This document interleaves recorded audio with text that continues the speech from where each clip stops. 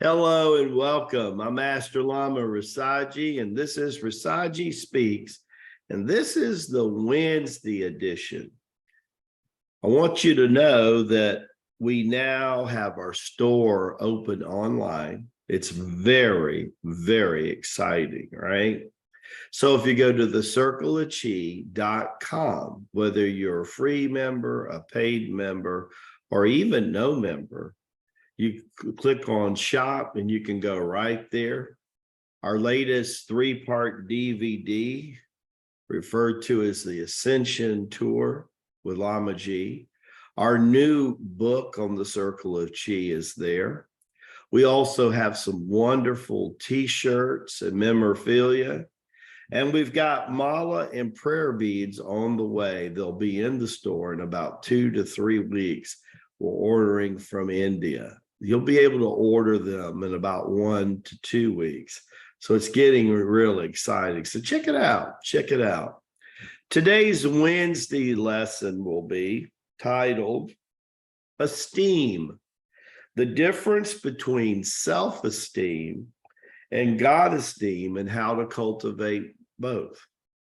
Our topic today is esteem, the difference between self-esteem and God esteem and how to cultivate both.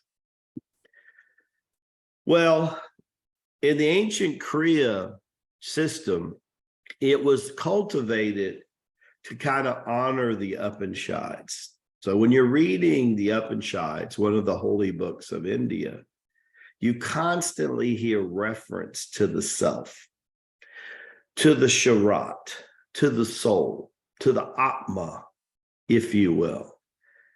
And Kriya formed out of that to make you what was referred to as self-realized. The whole movement was started by Parisha Yogananda and a lot of devotees, and it has swept across the planet.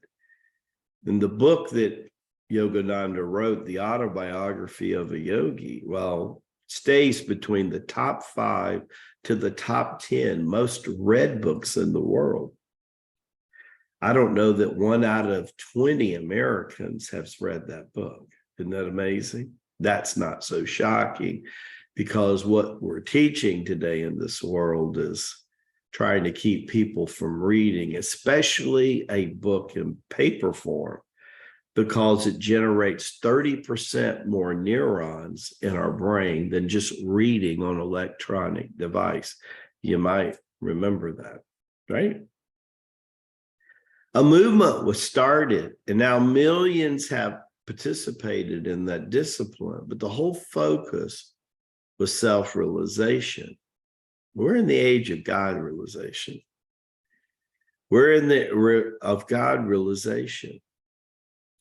And how is the quickest path to God realization? Master Rabbi Jesus said it so profoundly. What did he say? Well, he shortened the 10 Commandments in his early part of the ministry, saying, love God with all thy heart, soul, and mind. And he was making reference to the Old Testament. It's been said, he said, in olden times, to love God, thy Father, with all thy heart, soul, and mind. And he said, but love your neighbor as yourself. And he kept saying that. But in the Last Supper, I know, I was there. And he said, I want you to learn to love one another as I have loved you. Well, a lot of people, whether you're metaphysical, whether you're a Christian, whether you're a metaphysical Christian, a lot of people viewed Christ as a God-man, God in a body, God-man. So if he was a God-man and he said, love each other as I have loved you, wow. That's God in a body telling us to love the way that God's loved us. Quickest way my older spiritual brother, was telling us to God consciousness. Let's just go for God consciousness. Self-esteem and self-realization, God esteem and God realization. You know, if you looked at esteem as far as confidence and acceptability, it's powerful when you realize that yourself in spirit is eternal and will always survive, whether this lives 50 years or 500 years, it'll survive. That really puts you on a big pathway to really become what we call in Tai Chi Gong is an intermediate to advanced student, because now you can really be taught the truth. Because until you know that, it's hard to teach you the truth, right? But once we used to say in the martial arts, when you became a first or second degree black belt, you hadn't arrived. Now you were able to become an advanced student. And that's what Lamaji's talking about, right? But God puts himself in you, right? The Susuma, his Sharat, his DNA, and your confidence level goes off the chart. And now you look at the world totally different. When you're doing your mirror meditation, your column exercise that we do in the 45-day renewal, your attitude toward that is totally different now. That's right. Totally different. And you will know this is the mainstream way. A lot of people wondered what Jesus really came to teach. Well, we don't wonder about it. We absolutely know. And that is what we teach at the Circle of Chi. Jesus's teachings, but also Jesus's training. And a lot of places in the world don't teach Jesus's training. They teach Jesus's words. They don't teach his training. Here, we tell you what his words really meant, what the parables really were for.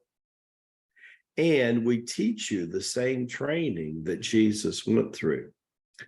Did you know that Jesus went through training? And his self-esteem and his God esteem was off the chart. When Abba spoke in his ear at Mount Kailash 24, like he did at me at 24, and he gave Jesus his walking papers, his self-esteem, his God esteem was so high, he immediately went to work. He didn't hesitate. He didn't do the Moses thing, go to his brother and say, I don't talk too good. I don't know if I can do that. No, Jesus just went and did it. He put action to his thoughts because he knew that was a fast road to the divine. See you tomorrow on Thursday. Don't be late. Baraka Bashai to you and to your glorious family. Can't wait to see you guys tomorrow. God bless you all.